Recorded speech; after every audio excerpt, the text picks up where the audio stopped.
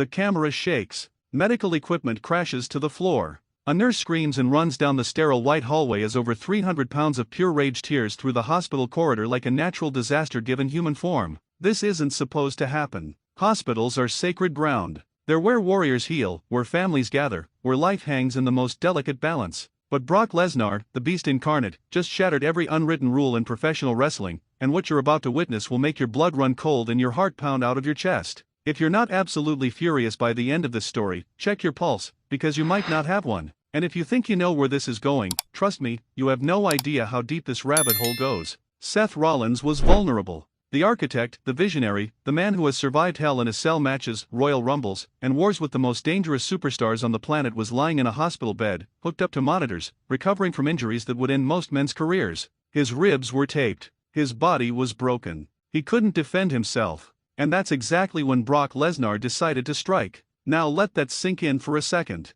A man who claims to be the most dominant force in WWE history, a former UFC heavyweight champion, a legitimate fighter who could destroy 99% of the population with his bare hands, chose to attack someone who couldn't fight back. Someone in a hospital. Someone who was already broken. The footage is grainy, shaky, captured on someone's phone as chaos erupted in what should have been a place of healing. You can hear the commotion before you see it. Shouting. Something heavy hitting the ground. Then suddenly, there he is. Brock Lesnar, veins bulging from his neck, face twisted into something that doesn't even look human anymore, charging through the hospital like a missile locked onto its target. Security guards, and I'm talking about actual trained security professionals, not WWE officials, tried to stop him. They might as well have tried to stop a freight train with their bare hands. Lesnar tossed them aside like they were made of paper, his singular focus zeroed in on one thing and one thing only: Seth Rollins. Paul Heyman wasn't even there to talk him down. Think about that. The one man who has been able to control the beast, who has managed to keep some semblance of restraint on this walking,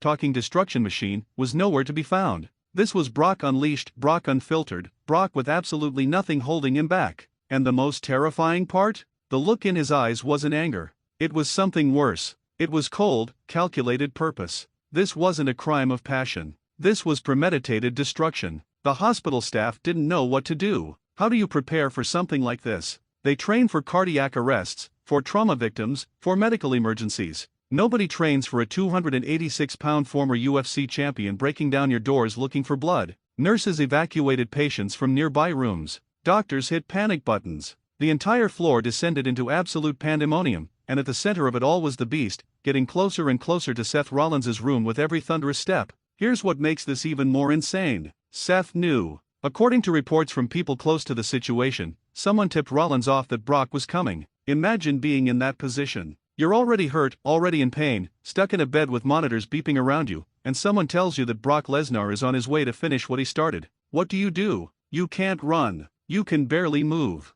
You're trapped, and the most dangerous human being in sports entertainment is coming for you with bad intentions. Seth Rollins, being the warrior that he is, tried to get up. He tried to prepare himself. But his body wouldn't cooperate. The injuries were too severe. He was defenseless, and he knew it. The door to Seth's room exploded open, and I mean that literally. Brock didn't turn the handle. He didn't knock. He shoulder-charged the door so hard it came off one of its hinges, slamming into the wall with a bang that echoed through the entire wing of the hospital. And there, in that moment, standing in the doorway like something out of a horror movie, was Brock Lesnar, chest heaving, fists clenched, staring down at Seth Rollins with eyes that promised violence. Seth, even in his compromised state, even knowing he couldn't win this fight, locked eyes with the beast. He wasn't going to beg. He wasn't going to show fear. The architect, even broken and battered, wasn't going to give Lesnar the satisfaction. What happened next is where this story goes from shocking to absolutely unforgivable. Brock grabbed the floor stand next to Seth's bed and ripped it out of the wall. Medical equipment, expensive machinery designed to monitor and protect a recovering patient, went crashing to the floor in a cascade of sparks and shattered plastic. Alarms started blaring throughout the hospital. Seth tried to shield himself, throwing up his arms, but Brock wasn't finished. He grabbed Seth by the hospital gown, yanked him partially out of the bed, and for a moment that seemed to last forever, the beast just stared into Seth's eyes. This wasn't about a championship. This wasn't about a match. This was personal. This was about sending a message that transcended anything we've ever seen in professional wrestling. Hospital security finally arrived in force, 5 or 6 men rushing into the room, trying to pull Brock away from Seth. It took all of them. Every single one. And even then, Lesnar didn't retreat immediately. He wanted Seth to know that he could have done worse. He wanted Seth to understand that this mercy, if you can even call it that, was a gift. The Beast allowed himself to be pulled back, but never once did his eyes leave Seth Rollins. Even as they dragged him out of the room, even as more security arrived, even as hospital administrators threatened to call the police, Brock kept his gaze locked on the architect, promising without words that this wasn't over. Not even close. The aftermath was chaos. The hospital demanded that WWE pay for the damages. Seth Rollins' recovery timeline, which was already concerning, got even more complicated because of the stress and physical altercation. WWE management was blindsided. Triple H, who has been trying to run a more professional, controlled version of the company, was absolutely livid. This wasn't just crossing a line. This was obliterating the line, setting it on fire, and dancing on the ashes. There are rules, even in the wild world of professional wrestling. You don't attack someone in a hospital. You don't endanger civilians and medical staff.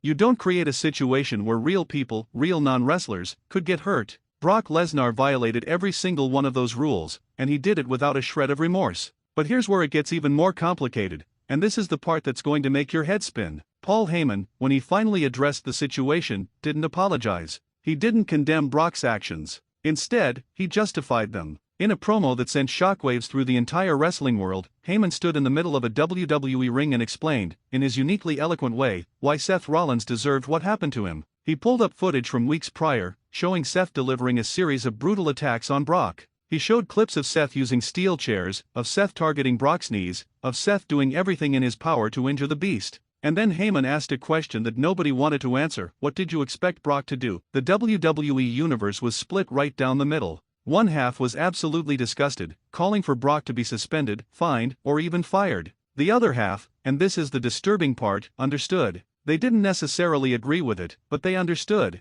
Seth had been poking the bear for months. He had been targeting Brock in increasingly personal and dangerous ways. He had made it clear that he wanted to end Brock's career, to put him on the shelf permanently. So when you push someone to their absolute limit, when you attack the most dangerous man in WWE history and make it personal, what did everyone think was going to happen? Did they think Brock was just going to take it? Did they think the Beast was going to follow some gentleman's code of honor? This is what makes this situation so incredibly intense and so difficult to process. There's no clear good guy here. Seth Rollins is a beloved superstar, a fan favorite, someone who has given his body and soul to WWE for over a decade. But he also deliberately targeted Brock, knowing full well what the consequences could be. Brock Lesnar is a monster, someone who crossed a line that should never be crossed, but he did it in response to months of attacks and provocations. Who's the villain in this story? Depending on who you ask, you'll get a completely different answer, and that's what makes this one of the most compelling and controversial moments in recent WWE history. The fallout from this incident is still developing, and that's why you need to stick with this channel, because we're going to be covering every single development as it happens.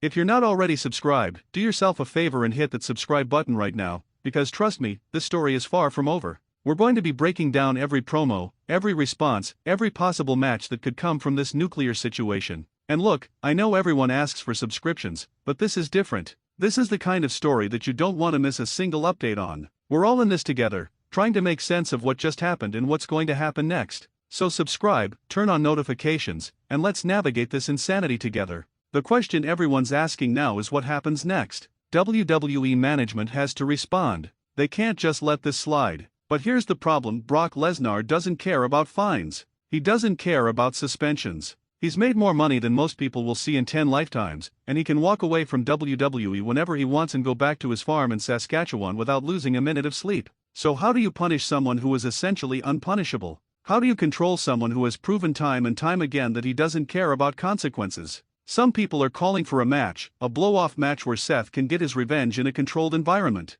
But is that even safe at this point? We're not talking about a worked wrestling program anymore. This has become real. The hatred is real. The violence is real. If you put these two men in a ring together, with everything that's happened, are we going to witness a wrestling match or an actual fight? And more importantly, is someone going to get seriously, legitimately hurt? These are the questions that WWE's medical staff and management have to grapple with, because this situation has spiraled so far beyond anything they've dealt with before. Seth Rollins eventually released a statement from his hospital bed, and it was chilling. He didn't threaten Brock. He didn't promise revenge. He simply said, "You wanted to see me at my most dangerous? You just guaranteed it." Those words, delivered by a man who had just been attacked in one of his most vulnerable moments, sent shivers down everyone's spine. Because we all know what Seth Rollins is capable of when he's pushed to his limit. We've seen him end careers. We've seen him win championships against impossible odds. We've seen him survive situations that would have broken lesser men. And now, he's been given the ultimate motivation, revenge against the man who violated every rule of engagement. The Beast versus the Architect. Unstoppable force meets immovable object. But this time, it's not about championships or accolades or who's the better wrestler. This is about pride. This is about respect. This is about settling a score that has become so personal, so visceral, that there might not be a way to contain it within the normal boundaries of sports entertainment. WWE has created a monster, and I'm not talking about Brock Lesnar. I'm talking about the situation itself. They've created a storyline that has taken on a life of its own, that has transcended scripted television and become something raw and unpredictable. Make sure you drop a comment below with your thoughts. Are you Team Brock or Team Seth? Do you think WWE should book the match or keep these two separated for everyone's safety? Hit that like button if this story has you as fired up as it has me, and share this video with every wrestling fan you know because everyone needs to see this. This is the kind of moment that defines an era that people will be talking about for years to come. The day the Beast crossed every line. The day Seth Rollins became the most motivated man in WWE history. The day everything changed. This is Ring Rumble, and we'll see you in the next one, where we'll continue to break down every angle, every development, and every explosive moment in this ongoing saga.